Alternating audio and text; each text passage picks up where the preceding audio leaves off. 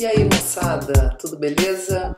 Eu vou falar sobre um assunto muito interessante com vocês. Vou falar sobre a fisiologia do sistema nervoso autônomo. Esse conteúdo talvez seja o conteúdo assim que inicia realmente a fisiologia humana, porque todos os outros órgãos e sistemas sofrem efeitos do sistema nervoso autônomo de alguma forma. Então vamos entender um pouquinho mais sobre esse assunto? Então vem comigo. Bom, pessoal, então por que estudar sistema nervoso autônomo, né? Porque simplesmente esse sistema ele vai regular a atividade, o funcionamento de todas as vísceras e sistemas do corpo, exceto o sistema músculo-esquelético.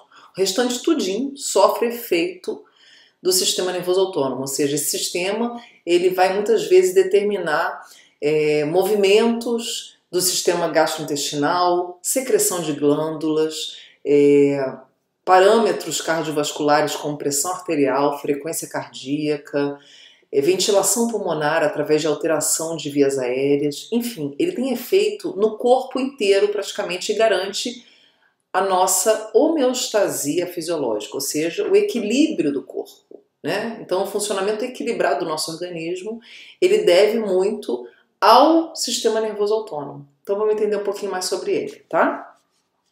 Então é o seguinte, gente, para a gente falar do sistema nervoso autônomo, primeiro vamos falar um pouquinho do sistema nervoso no geralzão, para entender onde é que o sistema nervoso autônomo se encaixa nesse grande sistema, né? Então vocês sabem que o sistema nervoso é formado por células, principalmente neurônios, né, de maneira majoritária, e ele vai ser dividido basicamente em dois outros grandes sistemas. Então o sistema nervoso ele é constituído pelo sistema nervoso central e pelo sistema nervoso periférico. O nome já sugere, né?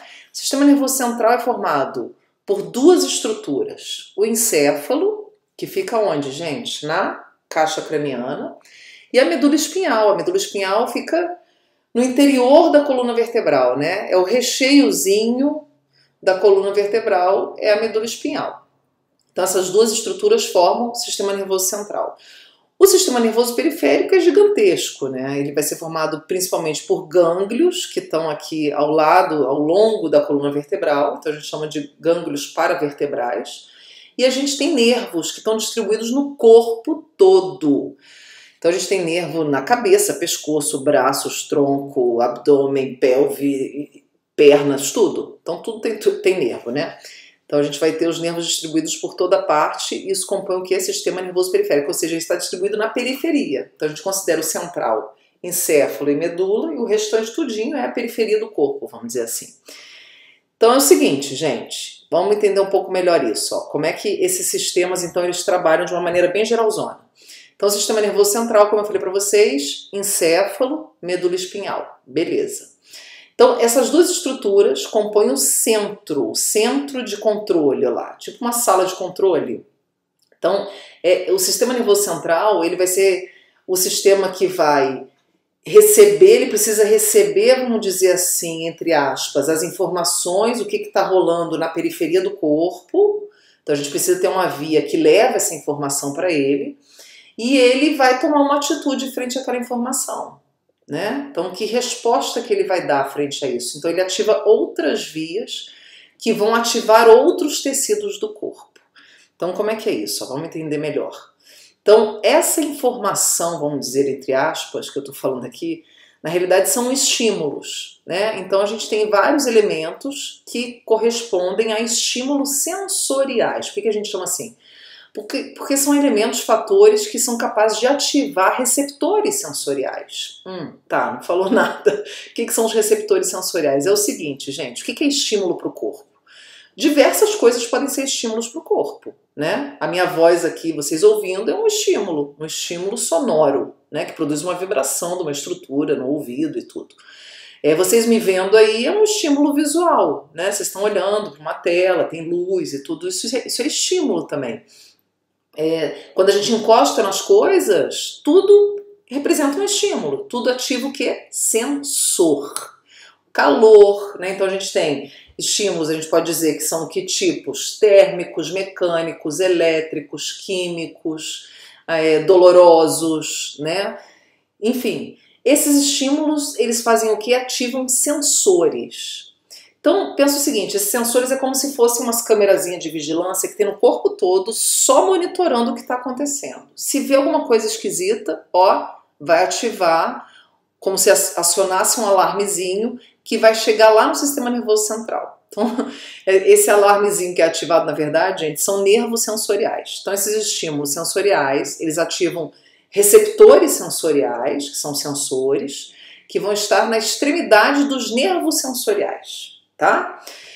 E aí esses nervos sensoriais, eles vão ser os primeiros que a gente vai falar aqui, que constituem o sistema nervoso periférico.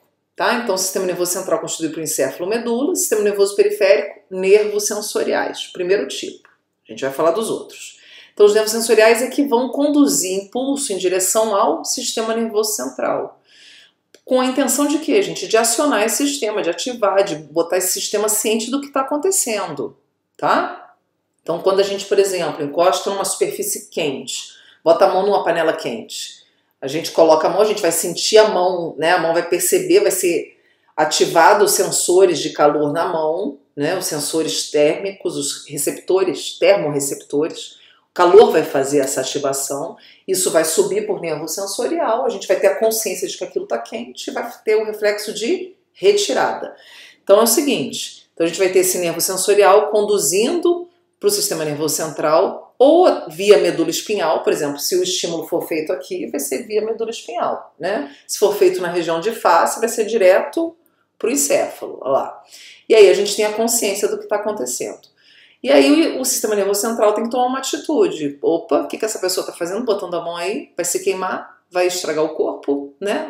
Vai ferir esse organismo, não queremos ferir o organismo, queremos manter o organismo íntegro para impedir a ocorrência de morte de células e tudo, então a gente tem que tomar uma atitude. Então essa condução de subida, gente, é o que a gente chama de condução aferente ou ascendente. Então os nervos sensoriais sempre vão conduzir da periferia para o sistema nervoso central. E aí o sistema nervoso central vai retornar com o impulso, agora através de uma outra via nervos, por exemplo, nesse exemplo que eu dei para vocês de botar a mão numa superfície quente, nervo motor, e os nervos motores, eles fazem o quê? Eles inervam tecidos na periferia. Que tecidos são esses, gente? Músculos esqueléticos. E aí a gente sabe que o tecido muscular esquelético, né, responsável pela motricidade do corpo, ele vai reagir fazendo com que a gente tenha um movimento de retirar a mão daquela superfície quente, por exemplo. Tá? Então o músculo esquelético ele representa o que a gente chama de órgão efetor. Ele vai efetuar a ação, o comando determinado pelo sistema nervoso central, via nervo motor. Tá ok? Bom, a medula espinhal e o encéfalo, ou seja, o sistema nervoso central, também podem ativar uma outra via quando a resposta não envolve necessariamente músculo esquelético, quando a resposta é visceral. Então, por exemplo, se a gente está mastigando alguma coisa na hora que a gente está comendo e tudo, a gente engole esse alimento no tubo já do esôfago descendo, ele vai servir como um estímulo sensorial, um estímulo mecânico. Os sensores do esôfago e tal, de todo o trato gastrointestinal, vai perceber a presença do alimento e a gente vai ter então esse nervo sensorial sendo estimulado, né, levando esse impulso aqui para o sistema nervoso central, que vai retornar agora não através de nervos motores, mas sim através de nervos que vão estimular o peristaltismo gastrointestinal, que são os nervos autonômicos, tá? Então os nervos autonômicos, eles vão inervar estruturas que são involuntárias, que a gente não tem autonomia no seu funcionamento. Que tecidos são esses, gente? Quais são os órgãos efetores estimulados por nervos autonômicos? Estimulados ou inibidos, né? Músculo cardíaco, músculo liso, principalmente esses, tá? Músculo liso, então, peristaltismo, esse exemplo que eu dei para vocês, e glândulas. Glândulas que podem ser tanto glândulas endócrinas, como por exemplo o pâncreas, como está nesse desenho, ou glândula salivar, que é uma glândula exócrina, né? Então pode ser tanto, né, glândula exócrina, a gente tem sudoríparas, enfim, outros tipos de glândula, tá? E aí a gente vai ter essa estimulação por nervo autonômico desses tecidos, esses representam os órgãos efetores do sistema nervoso autônomo. Então, onde tem esse tipo de tecido, a gente tem inervação autonômica chegando e que vai determinar a contração, o relaxamento, a secreção, enfim, desses tecidos. Então, essa condução, tanto via nervo motor quanto nervo autonômico, a gente chama de condução eferente ou descendente, ou seja, está descendo, está voltando para a periferia, central periferia. Bom, gente, aqui um desenho que ilustra um pouco isso, né? A gente tem aqui em verde o nervo sensorial, ó, conduz o impulso para o sistema nervoso central, que seria na medula espinhal, e retornando uma ação, ou seja, estimulando o sistema nervoso central, estimula uma via eferente aqui, um nervo motor. Do outro lado aqui está uma víscera, a mesma coisa, a gente tem então primeiro a estimulação através de nervo sensorial do sistema nervoso central, é a forma como ele fica sabendo o que está acontecendo. Costumo dizer que o nervo sensorial é o X9 do nosso corpo. Você sabe o que é X9, né? X9 é o caguete, assim, né? No Rio a gente fala assim. Então é quem cagueta tudo, quem conta o que está rolando. É o fofoqueiro lá que vai contar para o sistema nervoso, tá rolando isso, tem que fazer tal coisa. Aí o sistema nervoso central vai e manda brasa e ativa uma via de retorno para tomar uma atitude. E quem vai realizar essa atitude, vamos dizer assim, é o órgão efetor, tá bom? Então aqui é nervo autonômico, quando a resposta é visceral. Então o sistema nervoso autônomo, gente, ele vai ter dois tipos de nervos. Então a gente diz a divisão do sistema nervoso autônomo, ele é dividido em dois tipos. A gente vai ter o sistema nervoso autônomo parasimpático, que está desse lado aqui dessa imagem, e o sistema nervoso autônomo simpático, que está aqui. Então a gente divide ele nessas duas subdivisões, tá? Então, o sistema nervoso autônomo é SNA, a gente usa essa sigla, parasimpático e simpático. E ele tem uma distribuição ali, a gente vê a anatomia bem distinta. O importante aqui dessa imagem é entender o seguinte, ó, que a gente tem nervos dos dois tipos, quer dizer, nervos autonômicos, tanto parasimpático quanto simpático, chegando nas mesmas estruturas, tá vendo? Então, uma coisa que a gente percebe, então, olhinho dos dois lados, coração, glândula salivar, né, pulmão. Então a gente vê que chega nos mesmos tecidos. Por quê, gente? Porque eles induzem funções, atividades antagônicas. Eles possuem efeitos contrários. Então o parasimpático, por exemplo, na pupila ocular, ele induz a contração da pupila, né? Então a pupila tende a retrair. E o simpático induz a dilatação da pupila. Tá, gente? Então ele vai ter, ó, enquanto um, por exemplo, reduz o batimento cardíaco parasimpático, o simpático ele aumenta o batimento cardíaco. E aí o que a gente pode concluir disso, assim, já de cara? É que essas duas subdivisões, pelo fato delas terem, induzirem atividades contrárias no tecido, isso gera o equilíbrio do funcionamento. Nem de mais, nem de menos. Você equilibra a balança. Tá? Então dessa forma a gente tem os dois tendo esse papel fundamental, né? Na verdade, no geral, o sistema nervoso autônomo vai ter esse papel na questão da homeostasia fisiológica, tá? Muito importante. Então, em termos anatômicos, só para vocês terem uma ideia, ó, a gente tem diferenças de distribuição. Então aqui está o sistema nervoso autônomo parasimpático, que vai ser distribuído, quer dizer, ele se conecta com o sistema nervoso central. Em quais pontos, gente? Principalmente bem aqui em cima, na porção de encéfalo, então diretamente com o encéfalo, a comunicação. Então a gente vai ter vários nervos parasimpáticos saindo daqui. O principal deles é esse que se comunica com o 10º par de nervo craniano. Então que está o xizinho aqui, ó, né? 10º romano, nervo craniano, esse NC. Esse é o principal nervo parasimpático que chega em vários tecidos, olha lá, coração, pulmão, fígado, estômago, pâncreas, tá vendo? Boa parte dos intestinos recebe inervação parasimpática desse nervo que se comunica com o 10º par. E aí esse nervo é o bambambam do nervo do sistema nervoso autônomo parasimpático, tanto é que ele recebe nome próprio, a gente chama ele de nervo vago. E aí tudo que sofre a ação dele, quando ele produz o efeito em cima daquele tecido, do coração, por exemplo, a gente diz que ele sofreu o efeito vagal, tá? Então é bem bacana isso.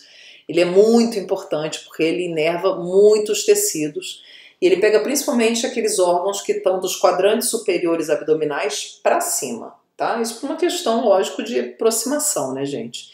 Então a gente vai ter os nervos parasimpáticos saindo da região do encéfalo, se comunicando com nervos cranianos. E a gente vai ter também partindo da região sacral, ó, da coluna vertebral. Então, se comunicando com a medula espinhal na região sacral, entre S2 e S4.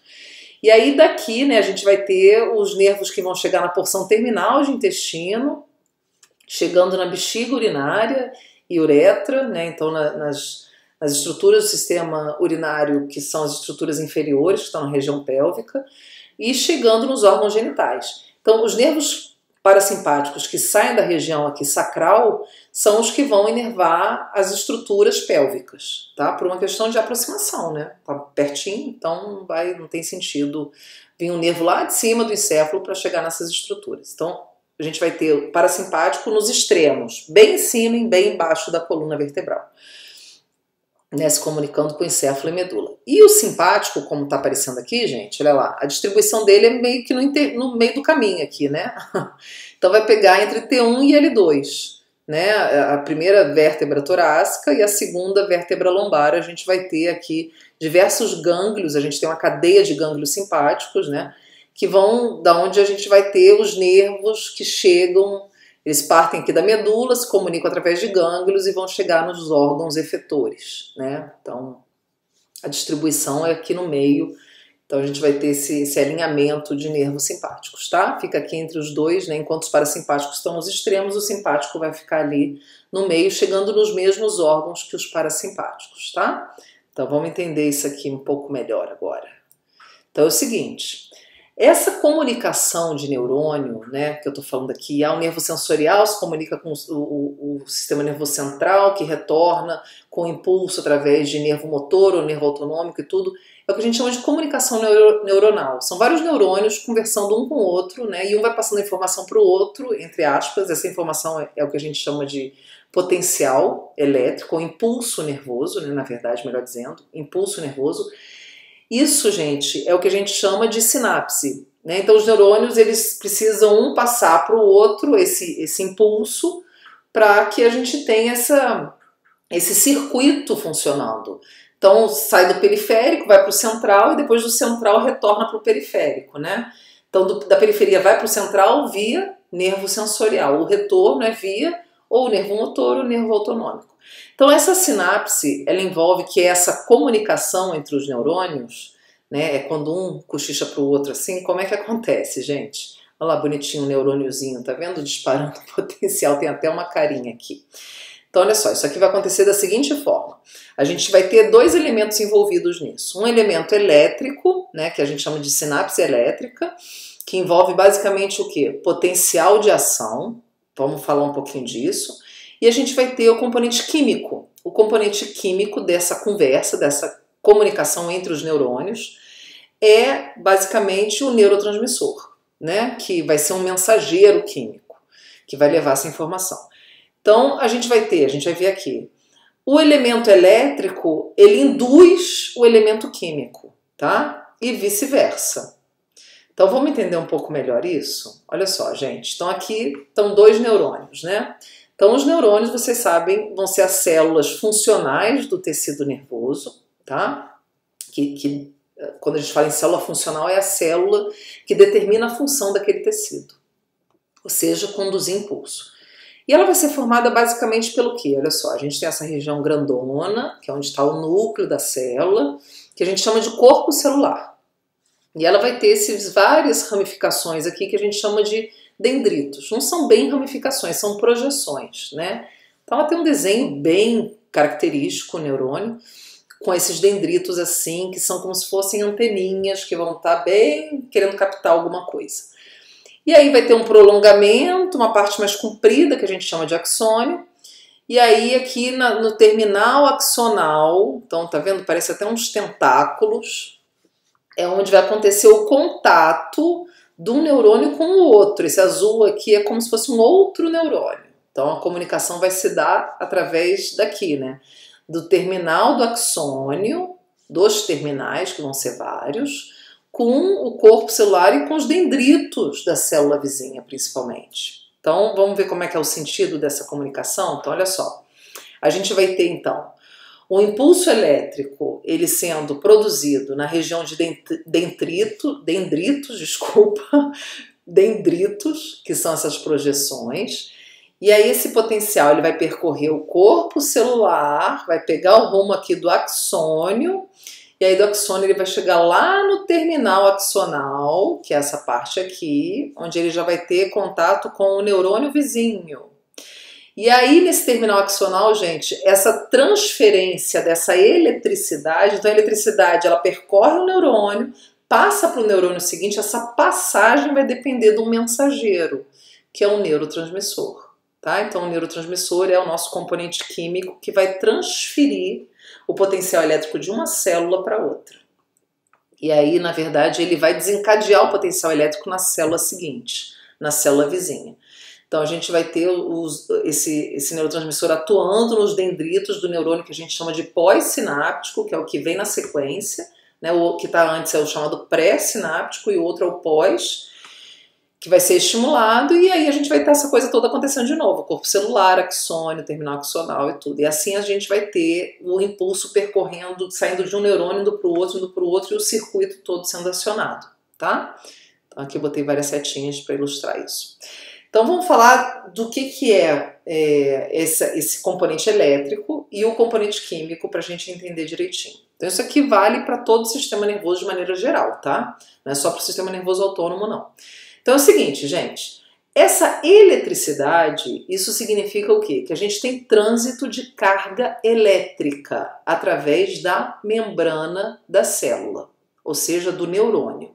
Então pensa o seguinte aqui, ó, finge que esse azul aqui é uma parte do neurônio, tá? Representa o neurônio. Onde está o verdinho aqui, esse menuzinho, é a parte de dentro, citoplasma. E aqui a parte de fora da membrana, tá? Meio extracelular. Então, a gente vai ter o seguinte, geralmente quando a célula está quietinha, dormindo lá, né, não está fazendo nada, a gente vai ter esse perfil de potencial, ou seja, a parte de dentro sempre mais negativa e a parte de fora mais positiva.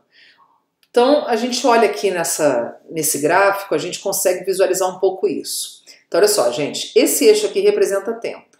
Esse aqui, né, o que está na horizontal é o tempo. O que está aqui na vertical é o potencial de membrana, ou seja, a eletricidade, que a gente geralmente representa em milivolts, tá? Essa eletricidade. Então, no repouso, que é o que está em verde aqui, ó, esse potencial, ele está onde? Ele está aqui no menos 70, nesse gráfico, né? Então, ele está bem negativo. Então, esse gráfico, ele representa o potencial dentro da célula, tá? Na face da membrana interna da célula. A face da membrana voltada para o citoplasma. Beleza. Então, quando ela tá lá quietinha, ela fica assim negativa, sabe? Deprê, bem negativa. E aí, o que acontece, né? Para ela se tornar ativa, ou seja, para ela fazer alguma coisa, ela tem que mudar essa vibração dela, vamos dizer assim. Ela tem que mudar esse astral, ela tem que ficar positiva. Então, quando a gente fala em negativo e positivo, brincando assim, mas vamos entender o que é isso, né? Isso significa o seguinte, gente, a gente vai ter trânsito de carga elétrica que vai mudar a voltagem dessa célula. O que é carga elétrica no nosso corpo? São os íons, né? Cátions e ânions. Os cátions são as cargas positivas e os ânions as cargas negativas. Do lado de fora da célula, a gente tem uma positividade, uma vibração positiva maior, porque a gente tem muito sódio, e o sódio é um cátion mais abundante do meio extracelular, né? Quando a gente fala em meio extracelular, a gente está falando o quê? Líquido intersticial, sangue, né? Então tudo isso é meio extracelular, e do lado de fora da célula. E do lado de fora da célula a gente tem bastante sódio. Então é ele que deixa esse ambiente positivo, entenderam? Então é o seguinte, para a gente ter essa célula, ela saindo desse estado negativo, a gente precisa ter essas cargas positivas entrando na célula e deixando o seu interior positivo, que é o que a gente vê aqui, nesse laranja ó, que sobe, tá vendo?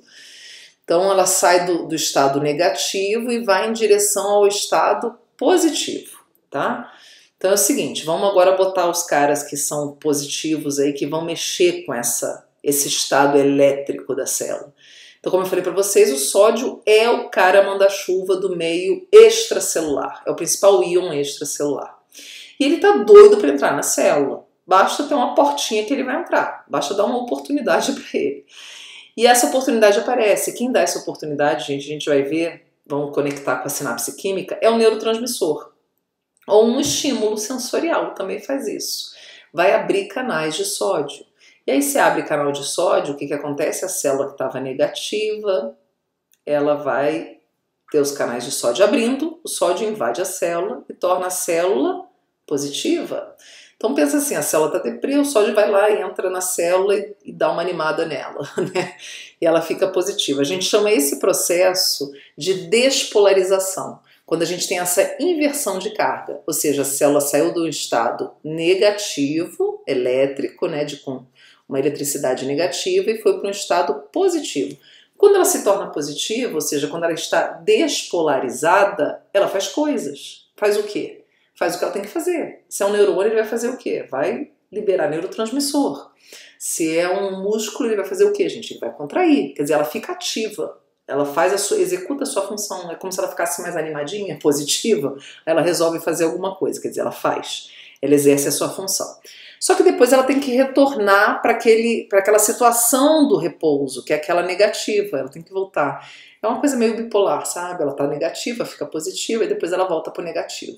Por que ela tem que voltar pro negativo, gente? Para ela poder ficar positiva de novo, né? Para ela mudar o seu estado novamente. Então ela fica negativa, por exemplo, para parar de secretar o neurotransmissor, para a transmissão cessar, a transmissão sináptica, senão isso poderia trazer problema.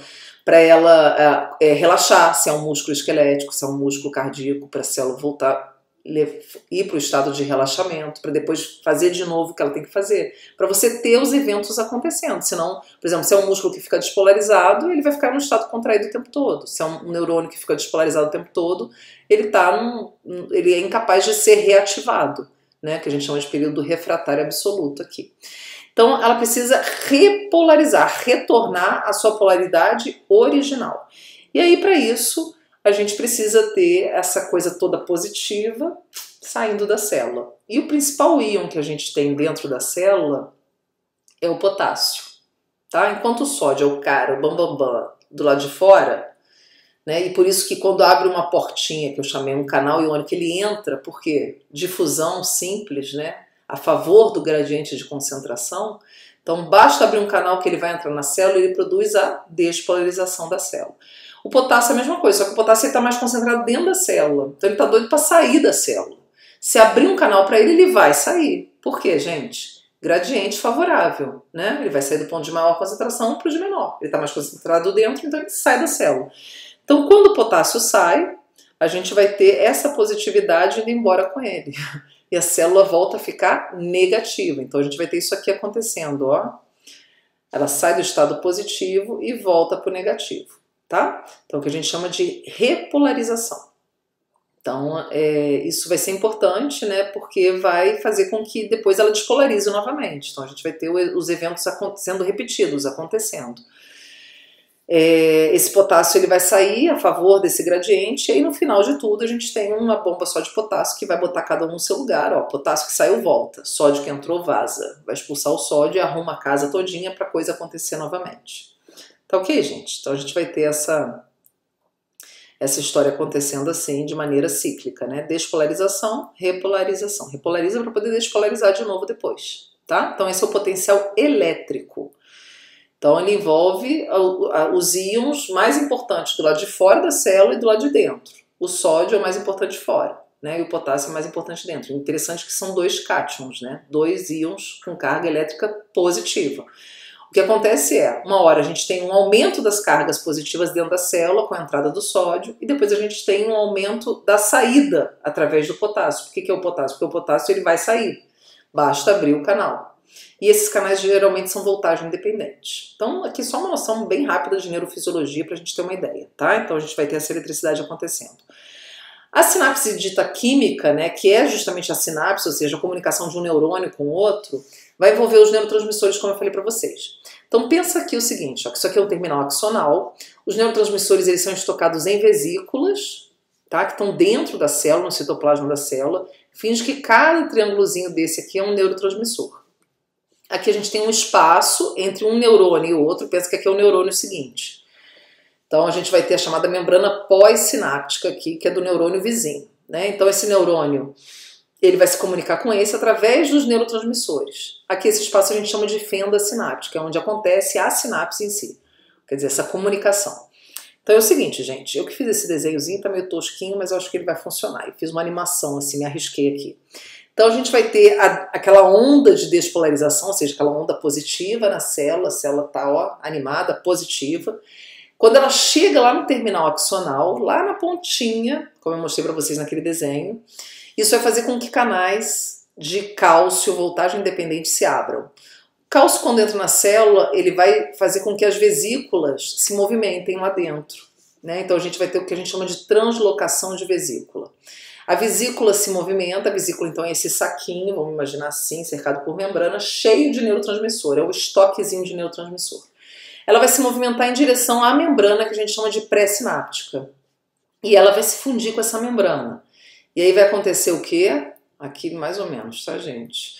Ó, vai acontecer o seguinte, a gente vai ter essa membrana se fundindo com a membrana plasmática, a membrana da vesícula com a membrana plasmática, e aí esses neurotransmissores, eles vão sair da célula, ó, vão ser liberados, tá? No momento que a gente tem essa fusão. Né, fundiu, enfim, tá? Aqui só para tentar ilustrar. E aí, quando ele é liberado na fenda, o que vai acontecer com ele? Para ele exercer o seu efeito na célula seguinte, ele precisa se ligar num receptor. Aqui eu tentei fazer um receptor de 7 domínios transmembranares, né, que tem um sítio aqui de ligação que o neurotransmissor reconhece. E ele se encaixa perfeitamente, né? Aquele modelo que a gente chama de chave e fechadura, onde a chave encaixa direitinho na fechadura. E aí isso vai gerar uma série de ativações de mensageiros químicos aqui dentro da célula, ou seja, uma cascata de ativação de um monte de coisa, que no final das contas, né, de um monte de coisas que acontecem lá dentro, de cascata de sinalização, a gente vai ter aqui a abertura de canais iônicos, tá? No caso aqui, quando é para transmitir, quer dizer, esse neurotransmissor está sendo liberado para transferir, vamos dizer assim, o potencial elétrico de uma célula para outra, tá? E aí essa célula, o que ele vai fazer? O efeito dele é justamente disparar um potencial elétrico nessa célula. Então, se para disparar o potencial elétrico, ele tem que produzir o que? A despolarização. A célula não está negativa, então ela tem que ficar positiva. Então ele tem que abrir canal para sódio, né? E aí o sódio entra na célula e torna a célula positiva, ou seja, a gente tem a despolarização acontecendo, tá? Então, assim que se dá o impulso elétrico. Essa despolarização vai percorrer tudo, chegou lá no botão, no terminal axonal, a gente vai ter, de novo, o neurotransmissor sendo liberado e esse potencial é passado para a célula seguinte. Tá ok, gente? Quando é célula, por exemplo, muscular cardíaca, a sinapse que acontece do nervo com o músculo cardíaco, a gente vai ter canais de cálcio abrindo. Tá? Então isso pode variar um pouquinho, mas nos neurônios e no músculo esquelético basicamente é sódio, canal de sódio. Então é o seguinte, vamos agora aplicar essa ideia nos nervos autonômicos. Então a gente vai ter, como eu falei para vocês, dois tipos de nervo, né? O nervo parasimpático e o nervo simpático. Esses nervos, gente, eles são formados por dois neurônios, principalmente, tá? Que é o neurônio chamado, que a gente chama de pré-ganglionar, que é o que se comunica com o sistema nervoso central, e o neurônio pós-ganglionar, que é quem vai se comunicar com o órgão efetor, tá ok? Então os dois nervos são compostos por dois neurônios, diferente, por exemplo, do nervo motor. O nervo motor é formado por um neurônio só, pelo neurônio motor, tá? Que se comunica desde o sistema nervoso central até o músculo esquelético. Então é o seguinte, ó. Então a gente vai ter a despolarização acontecendo, ou seja, o potencial elétrico, né, o potencial de ação, que vai levar aqui na ponta a liberação do neurotransmissor. O neurotransmissor, então, ele vai se ligar no neurônio pós-ganglionar, ou seja, vai ocorrer a sinapse, a comunicação, e o neurotransmissor vai induzir o quê? Despolarização do neurônio pós-ganglionar, que vai liberar o quê? O neurotransmissor. Só que o neurotransmissor, então é aquilo que eu falei para vocês, tá vendo? O elétrico leva ao químico, que leva ao elétrico, até chegar lá na ponta. Aí chegou aqui no órgão efetor, o neurotransmissor vai agir no órgão efetor, modificando, né, a intensidade de trabalho, quer dizer, a atividade desse órgão. Não modificando a sua função, lógico que não, porque isso não existe, mas alterando a intensidade do trabalho daquele órgão, daquele tecido. Então a gente vai ter aqui, ó, o mesmo neurotransmissor, tá vendo? Eu representei com a mesma forminha geométrica aqui, um triângulozinho, que é a acetilcolina. Então, o neurônio pré-ganglionar do parasimpático é um neurônio que a gente chama de colinérgico, porque ele libera acetilcolina. E o neurônio pós-ganglionar também é um neurônio colinérgico, tá? Então, quando o neurônio libera acetilcolina, quando seu neurotransmissor é acetilcolina, a gente diz que ele é um neurônio colinérgico. E o nervo simpático, gente, como é que vai ser? Olha só, a gente vai ter aqui, então, a despolarização acontecendo, chegou aqui na ponta, liberou o neurotransmissor. Olha o neurotransmissor. É um triângulozinho, né? Isso aí é só ilustrativo, tá? Então, esse é o mesmo neurotransmissor que é liberado aqui pelo parasimpático. Então, esse neurônio é colinérgico. Significa o seguinte, que todos os neurônios pré-ganglionares do sistema nervoso autônomo, de todos os nervos autonômicos, seja simpático ou parasimpático, são do mesmo tipo, ou seja, colinérgicos. Todos liberam acetilcolina, tá? Então, os neurônios pré-ganglionares são aqueles que se comunicam com o sistema nervoso central. Ou seja, aqui no caso, medula espinhal, né, no caso do nervo simpático, naquela região torácica e lombar, e no parasimpático a gente tem se comunicando com o nervo craniano e com porção sacral. Lembram que eu mostrei para vocês a anatomia, mais ou menos assim? Então, bom, gente, e aí a acetilcolina, então, vai agir no neurônio pós-ganglionário, o neurônio pós-ganglionar despolariza e libera o quê? Um outro neurotransmissor lá, diferente, que é a noradrenalina, tá? Então, o neurônio pós-ganglionar dos nervos simpáticos liberam noradrenalina, ou seja, eles são adrenérgicos, ou norepinefrina, se vocês preferirem, tá? Eu prefiro falar noradrenalina porque quando a gente fala em adrenérgico, a gente não fala epifinérgico, não existe isso. Então eu prefiro ficar com adrenalina e nora. Então aqui é noradrenalina, não é adrenalina. Vou falar da adrenalina com vocês também. E aí a nora vai agir aonde? No órgão efetor. Belezinha? Então qual que é a principal diferença entre os dois nervos, parasimpático e simpático? O neurotransmissor liberado lá na ponta, no órgão efetor. Essa é a diferença. Por isso que eles vão produzir efeitos contrários nos tecidos. Os neurotransmissores são diferentes, mas essa não é a única justificativa. Vamos entender um pouco mais aqui, ó. Então, nesse desenho, ó, tá ilustrando isso que eu mostrei para vocês só perceberem uma diferença aqui importante. Então, a gente viu, ó, que o parasimpático e o simpático são formados por dois neurônios, o pré-ganglionar e o pós-ganglionar, sendo que o pré-ganglionar é igualzinho nos dois, libera sempre acetilcolina. Então, a sinapse no gânglio, né, que é onde a gente tem essa comunicação acontecendo, a gente chama de gânglio essa região, ela vai ser feita através da acetilcolina. Envolve um estímulo por acetilcolina, tá? Então a acetilcolina estimula o neurônio pós-ganglionar, tanto no simpático quanto no parasimpático. Ok, a diferença tá lá na ponta no órgão efetor. Parasimpático libera acetilcolina e o simpático libera noradrenalina. Belezinha? Bom, aqui mostrando um neurônio motor, ó, que eu comentei com vocês, somático. Então o nervo ele é formado por um neurônio, tanto que é considerado das maiores células do corpo, né? Porque a gente tem, são essas células que compõem os nervos motores, que vai liberar acetilcolina lá no músculo esquelético. Tá vendo? Então o nervo motor, ele é um neurônio motor, é um neurônio colinérgico. Ok? Então aqui são os órgãos efetores que a gente já falou. Essa ação, como a gente viu, ela depende de receptor. Então o neurotransmissor, ele só consegue atuar tanto no neurônio pós-ganglionar quanto no órgão efetor através de um receptor. Ele precisa ter uma fechadura para ele ligar lá e acionar um mecanismo. Então a gente tem vários tipos de receptores, vamos ver aqui, né? Então os receptores adrenérgicos, eles vão ser classificados basicamente em dois tipos. Os alfa, receptores alfa, e aí a gente usa a letrinha grega ali, alfa mesmo, e os receptores beta, tá? Então são esses dois tipos principais de receptores adrenérgicos, ou seja, receptores estimulados pela noradrenalina, mas não só ela, a gente vai ver. E eles têm subtipos. Aqui, gente, eu só coloquei os principais, tá? Os que já são bem descritos, que tá nos livros, né? Enfim. Mas existem outros ainda, mas vamos ficar com os principais aqui.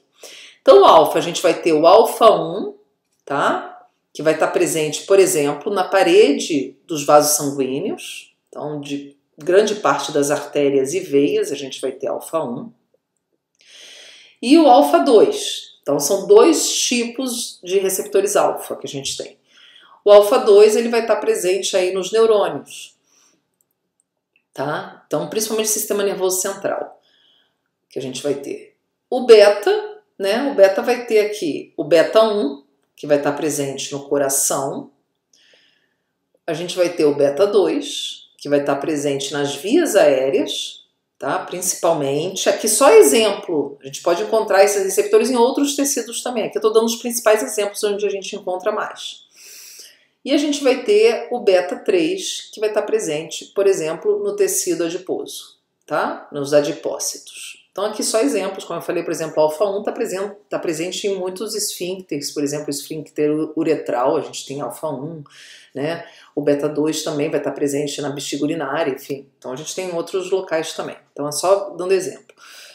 Então é o seguinte, gente, então a gente vai ter esses tipos, né? E aí, por que é importante saber disso, né? Muitas vezes o pessoal fica, ai, mas tanto detalhe, saber desse númerozinho com a letrinha e tudo, para que isso? Basta saber que a noradrenalina é pronto. Não, gente, a gente vai ter a noradrenalina, ela agindo nos tecidos, produzindo efeitos contrários. Então, tem tecido que ela estimula e tem tecido que ela inibe. E o que determina esse efeito, se é estimulatório ou inibitório? O receptor. Então, a chave é a mesma, é a nora. Agora, a fechadura é que vai ser diferente. E dependendo da fechadura que ela acionar, ela vai produzir um efeito diferente na célula. Então, quem determina o efeito, se é estimulatório ou inibitório, é o receptor. Por isso que é importante saber o tipo de receptor que está no tecido, tá? Então aqui, ó, esse mais e menusinho é representando isso, estimulatório e inibitório. Então onde está mais é estimulatório, onde está menos é inibitório.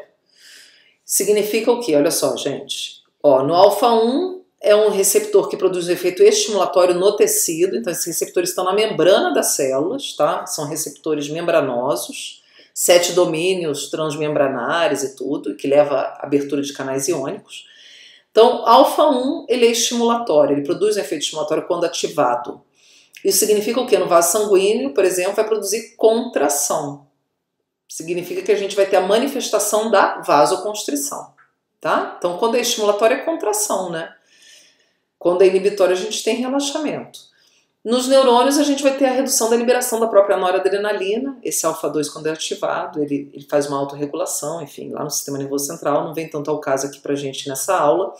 No beta-1 a gente tem a contração acontecendo, além do aumento do potencial que percorre o sistema de condução do coração. Então isso leva ao aumento da frequência cardíaca e, consequentemente, aumento do débito cardíaco, ou seja, efeito estimulatório. Nas vias aéreas, a gente tem relaxamento das vias. Então, nas vias aéreas vai atuar onde, gente? No músculo liso de via aérea. E isso vai produzir um relaxamento dessa musculatura, broncodilatação, tá? Então, efeito inibitório, relaxamento. E lá no tecido adiposo, a gente tem a lipólise sendo ativada pelo receptor beta-3 quando acionado pela noradrenalina, né? Então, estimula a quebra dos lipídios lá dentro e tudo isso aumenta o aporte energético para o corpo, ou seja, um efeito estimulatório. Então é o seguinte, o que a gente percebe aqui, né? Uma dicasinha, ó, de ouro para decorar isso aqui, para não esquecer mais. O que a gente percebe de comum? Olha só, onde a gente tem número ímpar, a gente tem sempre efeito estimulatório. Onde tem número par, a gente tem efeito inibitório. Pronto, é só lembrar disso. Ah, se o númerozinho é ímpar, é estimulatório, se é par, é inibitório. Beleza? Uma outra dica interessante também é, por exemplo, para não confundir beta-1 e beta-2, né? Coração e pulmão é beta-1, a gente só tem um coração, então é beta-1. Pulmão a gente tem 2, então é beta-2. É uma outra macetezinho, né, gente? Bom, então, só que, como eu falei para vocês, a gente não tem só a noradrenalina se ligando a esses receptores, né? Noradrenalina e adrenalina não é só uma coincidência de nome, gente. Elas são parentes próximas, tá? Uma deriva a outra. Então, como elas são parentes próximas, elas são muito parecidas. Então, elas acabam ativando os mesmos receptores. Então, vamos ver aqui, ó. Então, lá no neurônio, a gente tem a produção da noradrenalina, através de uma via que é a seguinte, ó. Então, existe um precursor primário disso tudo, chamado tirosina, que é um aminoácido. Essa tirosina entra na célula através de cotransporte com sódio e tudo, mas não vem ao caso aqui a gente explorar muito isso. Mas ela sofre a ação de uma enzima e vira dopa. A dopa, por sua vez, sofre a ação de uma outra enzima e vira dopamina. E a dopamina sofre a ação de uma outra enzima e vira norepinefrina ou noradrenalina. Ou seja, né, a gente tem uma cadeia de síntese, isso tudo acontece aonde? Dentro do neurônio. Tá? E aí lá na suprarrenal, né, na suprarrenal, ou seja, na glândula também chamada de adrenal, né, que está lá em cima dos rins, lembra dela? Já viram ela? Então essa estruturazinha aqui, que é uma glândula endócrina que produz um monte de coisa. Lá a gente tem células chamadas células cromafins, que produzem noradrenalina e adrenalina. Ou seja, a gente tem um neurônio simpático que chega lá, um neurônio pré-ganglionar, e que libera acetilcolina lá nas células cromafins e estimula essa célula a fazer essa síntese, né, e liberar os seus produtos. Que produtos? Noradrenalina e adrenalina. Ela libera 20% de nora e 80% de adrenalina. Então significa aqui, olha só, gente, né, a gente tem a noradrenalina, ela é mãe, vamos dizer assim, da adrenalina. E a dopamina é a avó da adrenalina. Tá vendo? Vocês sabiam disso? Que a gente tem essa relação direta aí de parentesco entre elas? É claro que a dopamina por si só, neurônio, por exemplo, dopaminérgico, ele libera só dopamina. E a via de síntese para aqui, porque ele não vai ter essa enzima aqui, dopamina beta-hidroxilase, que converte em noradrenalina, tá? Da mesma forma, a gente só vai ter essa enzima aqui, ó, fenilatolamina N-metiltransferase, lá na célula cromafim, que converte noradrenalina em adrenalina, tá, gente? Então é o seguinte, estão lá as suprarrenais ou adrenais, né? A gente tem dentro dessa glândula regiões aqui. Basicamente, a gente vai ter uma região cortical, tá? Que é subdividida em zonas e tal. E a região medular. É aqui na medulazinha, no miolinho da suprarrenal, que a gente vai ter a produção da adrenalina e da noradrenalina, tá? 80% de adrenalina e 20% de noradrenalina, tá, gente? Ou como vocês preferirem, norepinefrina e epinefrina, enfim, fica a critério. Então, só chamando atenção para um aspecto, a noradrenalina é um transmissor, enquanto a adrenalina é um hormônio, o pessoal confunde muito isso. Então, a noradrenalina é produzida dentro da onde, gente? Dos neurônios, né? Ah, mas a suprarrenal libera, também libera, mas é um cheirinho, 20%. E a adrenalina é um hormônio, tá? Ela é só liberada de uma glândula. E a gente tem uma diferença de afinidade interessante entre as duas. Os receptores do tipo alfa, né, a noradrenalina tem mais afinidade por eles, ou seja, a molécula de nora encaixa melhor nos tipo alfa. Tá vendo as moléculas aqui? Ó, elas são bem parecidas, né? Então, por isso que elas têm afinidade por todos os receptores adrenérgicos, alfa e beta. Mas a nora ela tem maior afinidade por alfa, ou seja, uma quantidade pequena de nora consegue ativar muitos receptores alfa de uma forma muito eficiente, enquanto a adrenalina tem maior afinidade por beta. Tá? Isso é muito importante, gente, na prática clínica, quando se requer intervenções farmacológicas, que você quer modular o funcionamento de algum órgão, e a gente usa muito a ativação ou bloqueio desses receptores. Então é importante conhecer o subtipo de receptor e entender essa questão, né? Por exemplo, numa parada cardíaca a gente usa adrenalina, não usa noradrenalina. Por quê? Porque a nora vai precisar de uma quantidade muito grande e a nora tem muita afinidade pelos alfa. Vai acabar que ela vai ativar muito alfa e isso vai produzir muitos efeitos indesejáveis que a gente não quer, como por exemplo o aumento da pressão arterial. Então é mais interessante a adrenalina, que um pouquinho você já produz um efeito interessante, tá? Bom, e os receptores colinérgicos, gente, olha só. A gente vai ter dois tipos também, os nicotínicos e os muscarínicos, tá? Os nicotínicos têm dois subtipos, NN, que vai estar nos neurônios, a gente vai ter o NM, então o Nzinho minúsculo de neurônio, o NM que vai estar nos músculos, tá? Então na placa motora, por exemplo, esse NN que vai estar no neurônio pós-ganglionar que a gente falou, vai ser esse receptor, que a acetilcolina que é liberada do pré vai agir no pós através desse receptor. Os muscarínicos, a gente vai ter o M1, que vai estar presente no sistema nervoso central, o M2, tá? Que vai estar presente no coração, e o M3, que vai estar presente aí em boa parte do corpo. Então a gente vai ter, esse vai ser o principal receptor colinérgico em termos de quantidade no organismo. A gente tem ele nas vias aéreas do sistema respiratório, e também no trato gastrointestinal todinho M3, tá? Além do sistema urinário também, enfim, vai estar bem distribuído. E aí aqui a gente tem aquela mesma correlação que eu falei para vocês, tá? Com relação à letrinha, ó. Então, os ímpares, de novo, ó lá, estimulatório. Então, ímpar sempre estimulatório, gente, seja adrenérgico ou colinérgico. E o par, M2, inibitório. Aqui a gente vai ter tanto o NN quanto o NN estimulatório, tá? Aqui a gente vai ter indução de potencial elétrico estimula, e aqui a gente vai ter contração muscular. Então é o seguinte, lá no coração, a ação da acetilcolina no M2 vai produzir queda da frequência cardíaca, ó, ação inibitória. Lá no M3, a gente vai ter contração. Então, pensando em via aérea, vai acontecer a broncoconstrição, né, na árvore brônquica.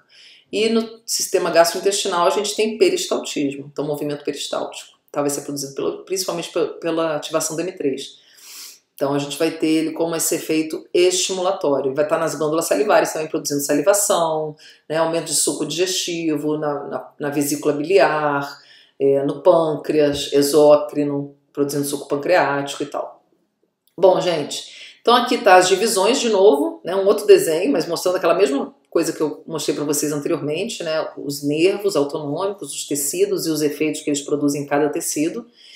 E aí eu quero chamar a atenção de vocês para uma coisa aqui, ó. O simpático, ele também está associado a uma questão, né, como ele produz efeitos estimulatórios em alguns tecidos, e esses efeitos estimulatórios são importantes para o sentido de alerta da gente. Então, quando a pessoa ela precisa ficar mais alerta, né, quer dizer, quando ela passa por uma situação de estresse, de medo e tudo, isso muda muitos parâmetros fisiológicos, né, que são parâmetros que são alterados para gerar um alerta no organismo. Então, a gente tem aqui, ó, dilatação de pupila. Dilata a pupila, você amplia a sua visão, né? Relaxamento de brônquios produz o que, gente? Aumento de ventilação, aumenta a entrada, o volume de ar, né? Aumenta o batimento cardíaco, que produz o que? Aumento de débito cardíaco, aumenta a quantidade de sangue circulando no organismo. Se a gente inibe a atividade, por exemplo, do pâncreas, diminui a produção de insulina e estimula a liberação de glicose pelo fígado, ou seja, aumenta o quê? Glicemia. Então, tudo isso são alterações importantes quando a gente precisa, por exemplo, ó, lutar ou fugir. A chamada reação de luta ou fuga, que é uma reação fisiológica, né? Assim, muito natural, que acontece desde que nós éramos seres das cavernas, né? Não vivíamos em civilizações, vivíamos em cavernas desde que o homem era primata, vamos dizer assim.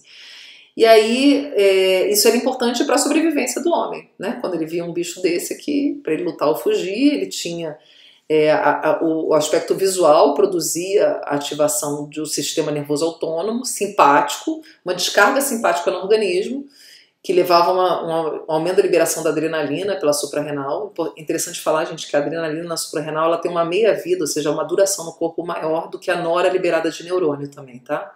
E aí você tem essa descarga adrenérgica no corpo que produz efeitos que fazem com que a gente tenha mais sangue circulando, ventilando mais, ou seja, os músculos vão trabalhar melhor, né, e mais glicose disponível. Só que hoje a gente tem essas reações, a gente o corpo continua funcionando do mesmo jeito, só que a gente tem as reações, por exemplo, no trânsito, né? Esse desenho é muito engraçado, o senhor volante, o cara estressadão no trânsito, só que ele está parado, ele não vai gastar isso, né? O homem aqui correndo, ele bem ou mal está gastando essa glicose, está utilizando esse aumento pressórico, por exemplo, da pressão arterial. Ali não, o cara está parado. Resultado, o que isso leva? Diabetes e hipertensão. A gente ficar estressado parado, a gente produz doença, né? Então a gente tem que usar essas reações naturais do corpo e gastar. Então ficou estressado, gente. A dica é vai fazer um exercício, vai dar uma corrida, enfim, que ajuda bastante, evita problemas, evita doenças. Bom, e para a gente fechar aqui a nossa aula, eu trouxe uma ideia aqui para a gente contextualizar essa história toda que a gente falou sobre esse equilíbrio entre sistema nervoso autônomo simpático e parasimpático. Então esse artigo aqui é bem interessante, é de um grupo de pesquisadores brasileiros, né, que mostra a avaliação da frequência cardíaca e pressão arterial durante exercício resistido. O exercício resistido é exercício com peso. Mas essas alterações aqui, gente, também servem para exercício aeróbico, por exemplo, corrida, bicicleta, enfim. Também a gente tem alterações, da frequência cardíaca e de outros parâmetros. Por quê, gente? Porque a gente tem ativação, o exercício ele ativa o sistema nervoso autônomo simpático. Porque durante o exercício a gente precisa aumentar a ventilação, a gente precisa aumentar o trabalho do coração, a gente precisa aumentar a pressão arterial. E quem faz isso, quem mexe com esses tecidos produzindo esses aumentos, é o sistema nervoso autônomo simpático, tá?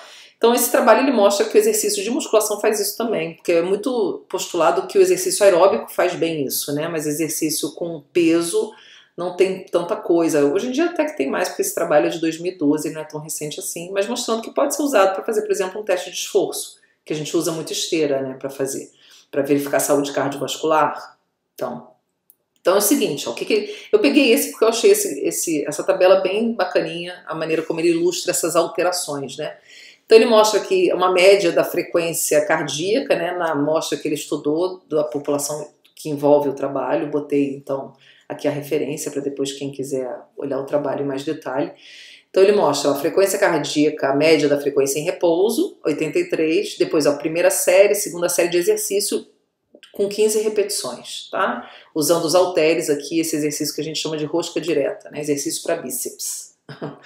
E aí ele mostra essa frequência se alterando aqui à medida que vai intensificando o exercício, ó, até a quarta série. Então foram 4 séries de 15 repetições cada uma. E aí o interessante aqui é o seguinte, olha só, por que a gente tinha, então, estava com 83 antes de começar a atividade, e aí depois isso aqui foi subindo a 124, 128, tá vendo? Foi subindo progressivamente, 135, 142. Quem que produziu esse aumento, né? A atividade física foi o estímulo sensorial, né? E quem produziu esse aumento foi o que, gente? Sistema nervoso autônomo simpático. Nervo simpático atuando em cima do coração. E aí depois finalizou o exercício, ó, com 3 minutos pós o exercício, que a gente chama de tempo de recuperação, né? A frequência já baixou para 88. Quando passou mais tempo ainda, 5 minutos, baixou mais para 77. Quem que produziu essa queda da frequência? Quem? Parasimpático, né? Então tá vendo a importância dos dois? Durante o exercício a gente precisa aumentar esses parâmetros. Então o simpático é que vai ser mais majoritário. A ação dele, na realidade, é sempre mais majoritária. Tá? No sistema cardiovascular, o simpático está sempre ali, ó, dando uma cutucada no coração, nos vasos e tudo. E aí quando a gente precisa recuperar, porque daí que você está em repouso, você não precisa mais daquela frequência toda, da pressão toda e tudo. Quem que vai entrar em ação para levar essa normalização, essa recuperação?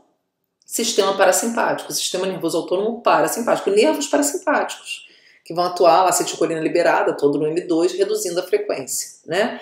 E aí a gente chama isso de efeito vagal, porque é aquele nervo vago, lembra que eu comentei que se comunica com o 10º par de nervo craniano, então é através dele que a gente vai ter essa estimulação vagal que produz redução da frequência cardíaca. Aí normaliza, quando normalizou, chegou, ó, mais ou menos no nível do repouso que estava antes de começar o exercício, esse nervo vago é desligado e pronto, já atingiu o nível de equilíbrio, né? E aí a gente só tem um simpático mantendo essa frequência num nível ok pra gente, né? Lembrando que o coração ele tem um funcionamento autônomo, né? Ele tem uma autonomia funcional. O sistema nervoso autônomo no coração, por exemplo, ele só tem um papel de regulação, tá? Mas não de determinação de função. Bom, gente, e aqui um outro exemplo que eu queria mostrar para vocês, tá? Para não me alongar muito aqui, ó, é com relação à ressuscitação de parada cardíaca, né? Reanimação do coração. Então, quando a frequência cardíaca está 0, a gente diz que o indivíduo está com uma assistolia, tá? Então, olha lá, no eletrocardiograma aqui é um eletro normal, aqui a gente vê aquela linha contínua, significa que não tem atividade elétrica no coração, significa que ele está parado. Para reverter essa situação, a gente usa o que? Adrenalina, porque tem receptor beta e beta 1, e quando a gente ativa esse receptor beta 1, o que acontece com o coração? A gente aumenta a frequência cardíaca, né? Então a gente vai ter uma frequência cardíaca maior que 100, a gente chama isso de taquicardia. Então lá, aumentou, tá vendo? A quantidade de tracinho aqui, ó, tá maior do que aqui de cima. Então produziu uma taquicardia. O que acontece, gente? Essa taquicardia, o corpo vai entender, opa, tá demais. A gente vai ter os sensores que vão detectar que tá demais e vai fazer o quê? Avisa o sistema nervoso central. O sistema nervoso central, o coração tá batendo muito rápido. O que o sistema nervoso central vai fazer, gente? Vai ativar nervo vago, ou seja, nervo parasimpático. O que acontece com a frequência? Cai de novo. Ela vai cair para 60, 70, que é o que a gente considera normal? Não, ela vai para 0, porque o indivíduo está com algum problema que está levando a parada, né? Então a acetilcolina vai ser mais um elemento que vai contribuir ainda mais com essa parada. E aí, para não acontecer isso, ó, a sistolia de novo. A gente precisa impedir o efeito da acetilcolina nesse caso. Nesse caso, a acetilcolina não está sendo legal porque ela não está produzindo equilíbrio, porque o indivíduo está com algum outro problema que precisa ser descoberto para poder resolver essa questão, né? Para manter o coração dele batendo. Então a gente faz uma manobra com uma substância chamada atropina. O que a atropina faz? Ela bloqueia os receptores da acetilcolina. Ela é o que a gente chama de antagonista. ela se liga, então aqui está mostrando um receptor azulzinho, e aqui como se fosse a atropina verdinha, ela se liga aqui e impede a ação, a ligação da acetilcolina. Então o que vai acontecer com a frequência? Ela vai ser mantida alta, né? Por mais que os sensores avisem o sistema nervoso central, a frequência está alta, reduz, ele vai ativar o parasimpático, vai liberar a acetilcolina, mas a acetilcolina não vai ter como fazer nada, porque o receptor está bloqueado. É como se tivesse colocado durepox na fechadura, a chave não tem como se ligar. Tá ok, gente? Bom, então era isso que eu tinha para falar para vocês. Eu espero que vocês tenham gostado, eu espero que vocês tenham entendido. O sistema nervoso autônomo é muito legal, tá? Então, a gente se vê por aí. Até mais!